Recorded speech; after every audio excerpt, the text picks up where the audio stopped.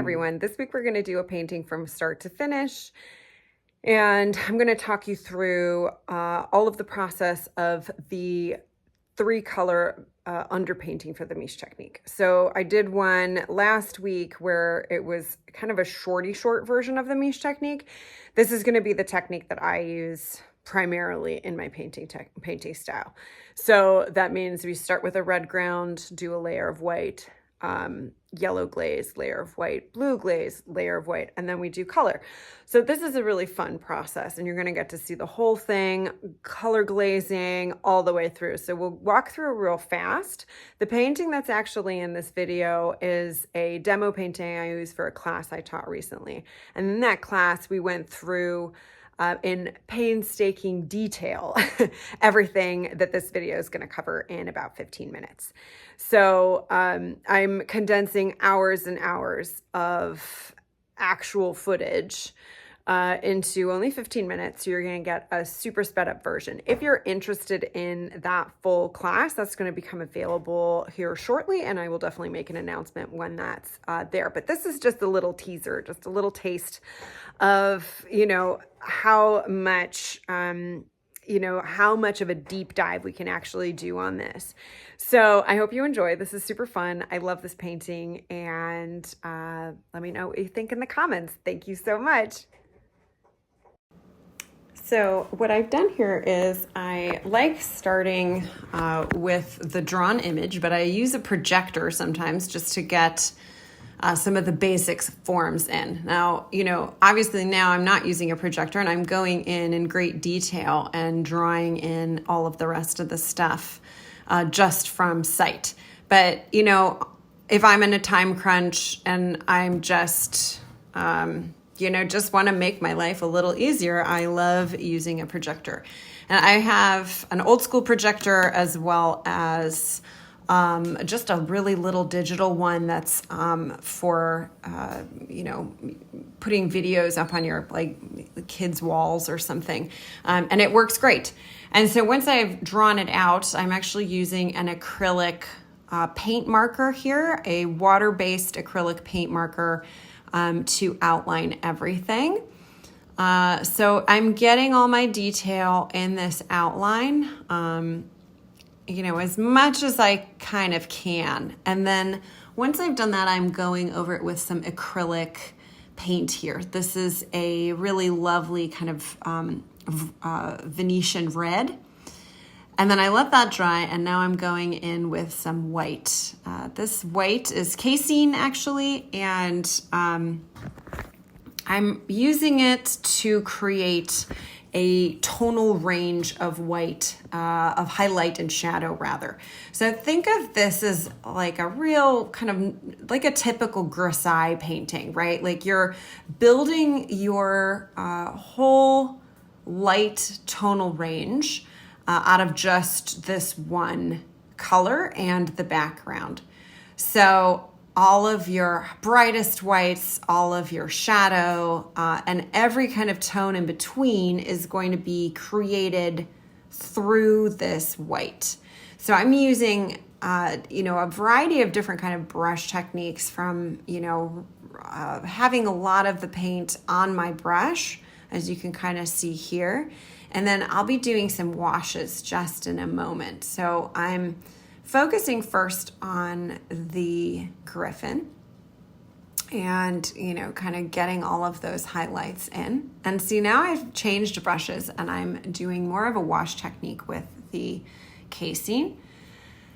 And here even I have a bigger brush for my background, right? And that's kind of always a good way to work, right? Because of the way this is, you're kind of going in with those details right away, rather than with a lot of paintings that you start with kind of something that is very undetailed and you kind of build those details over time.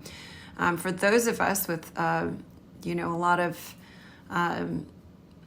detail-oriented things in their birth chart, like I do. I really love the fact that I can just go right in with all the details right from the beginning. And in fact, not only can I go in with all the details, I continue to get even more detailed, which is, it's detail porn. really. So here we go. I have done my yellow glaze and I let that dry, and you see what that did. All that white still shines through beautifully and it glows. So now I'm going over it with white again. And as always, this is not just redoing what's already there. As you can see, I'm actually using what's there and continuing to refine. Think of it like a sculpture.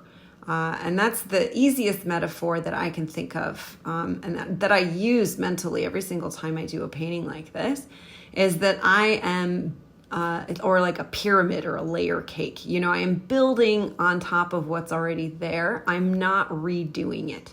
I am continually using the base as my foundation, but I am working with the color that's there and continuing to build up that tonal range as I was talking before. So you can really see that, like, while I'm going over some of it, I'm not, some of that is left with the yellow shining through. So that is the color I want. And, you know, I'm also thinking ahead for the next layer here, which is going to be the blue in a moment. And knowing that some of these are going to be in that color, right? So it's always kind of a push and pull of what I'm covering up with the white and what I'm leaving to kind of maintain this beautiful golden glow. And so now I'm putting on that blue layer, and as you can see kind of close up, it creates this, the blue is very pale blue. You know, it's almost silly to call it blue, but it is. You know, it's very, very pale, and it creates this very opalescent gray color, and that's exactly what you want. And this now putting the white on top of it just makes it look like, you know, almost like a bubble or some sort of crystal. You know, you're really getting this stunning range of optical grays that would be very difficult to achieve, you know, if you were just kind of direct painting this. And so these optical grays that you're building up in this underpainting, along with the white, you know, as you're kind of doing this tonal, ombre tonal range, if you will, this is what's going to be the color that all your colors are draped on top of, you know. So I think of this, you know, this is the skeleton, or this is the body that, you know, your robe is draped, robe of color, if you will, is draped over. So it's, you know, and that robe is hugging every curve of this gorgeous underpainting, right? So you can look at all that color that's built in there already. And so your base, your foundation is this unbelievably luminescent opal underpainting, right? So when you glaze over top of it, you're using that color as the base for all your other colors.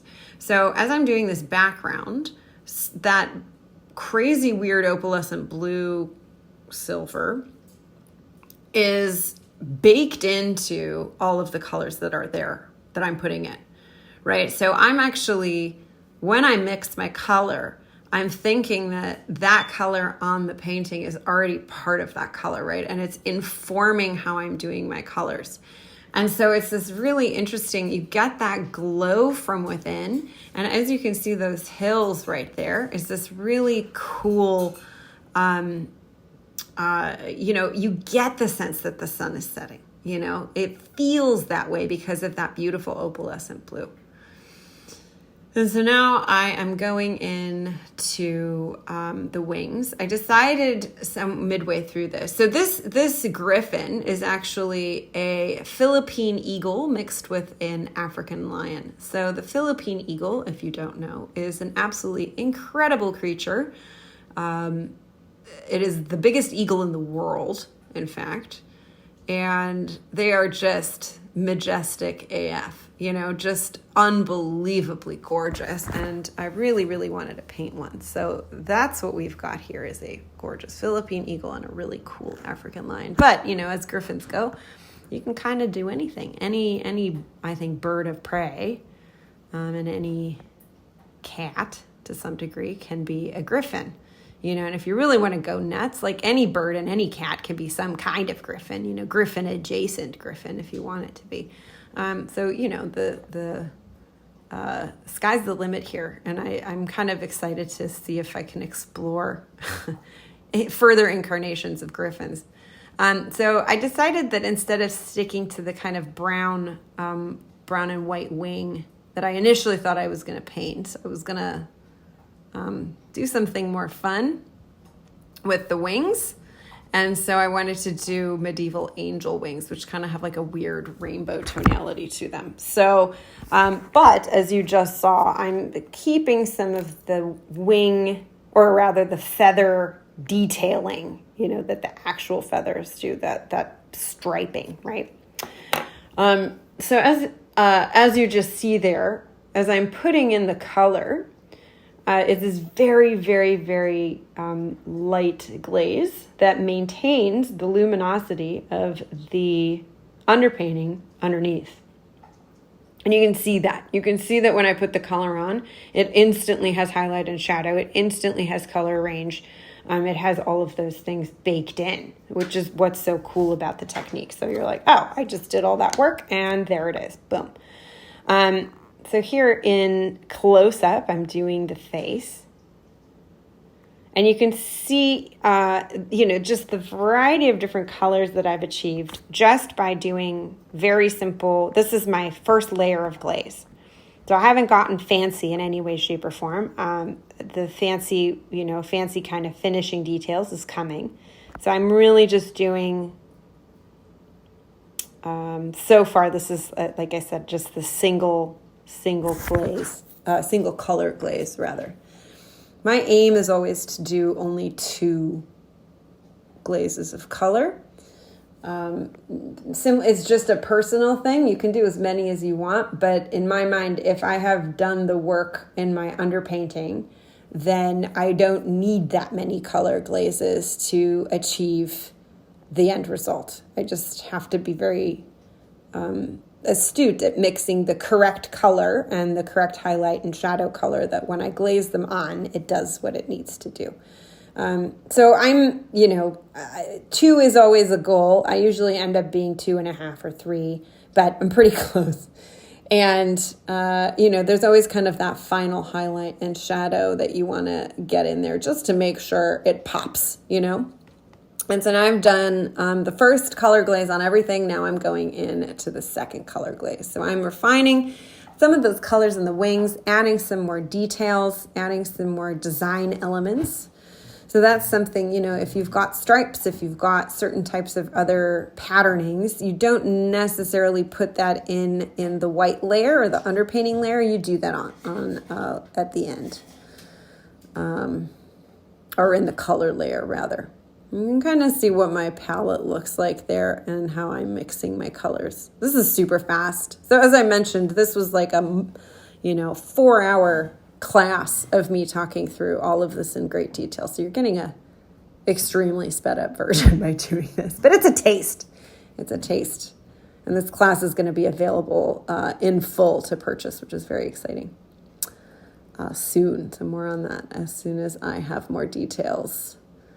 So since this guy is backlit, I just am putting in that backlight color, right? And so I want this to be contrasted with the beautiful sun glow that he's getting from the sun going down. And of course, when you get a sun glow, your whatever is in front of the sun is going to be a little bluer, right, than the glow of the sun that's backlighting it. So you can see that, right? As soon as I put that kind of orange yellow color on everything, as the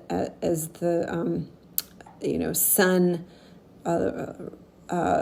glow rimming everything, it instantly kind of created that shadow of the figure itself. So now I'm, doing some more details. That initial color stage then kind of gives way to the more detailed stage. So you're getting out, your tiny brush and really going in there and making sure that those details are exactly where you want them to be. And so here I am, I'm getting close here to kind of a finished product. So I go in with a harmonizing glaze for my shadows and a harmonizing glaze for my highlights.